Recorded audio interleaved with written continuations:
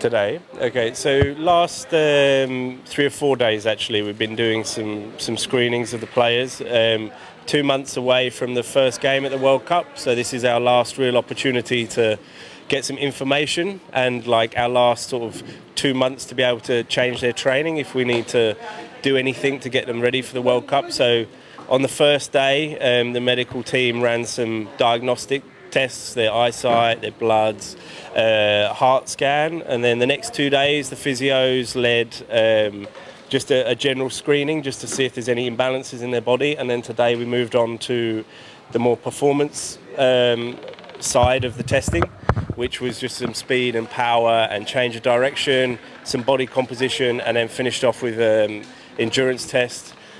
Because of the weather and because of the facilities we've got at our disposal, we use the yo-yo test today, which is just a repeat shuttle run with a break in between each shuttle, and it gets quicker and quicker as the test goes on. So, like today, I mean, considering the heat and the conditions, and that they've had a couple of weeks off, I'm pretty happy with the results. As this camp goes on towards the end, before we leave for Sri Lanka, we'll probably do some retesting just to see how much they've improved. But yeah, that's what we've been doing the last few days. So. Okay, Nick, what about the performance of all the senior and junior? Already, what is your evaluation on that? I mean, without looking at the data, I don't know off the top of my head, but like my perception from what happened today was that everyone was pretty similar. There's some players obviously that haven't really been involved in the national team for a while, or they've been outside, or they've been injured. They may be slightly lower, but like not many. No one's really off the pace. Everyone's in a similar bracket. Okay, what will happen to the Mushfiqur Rahim, Taskin Ahmed?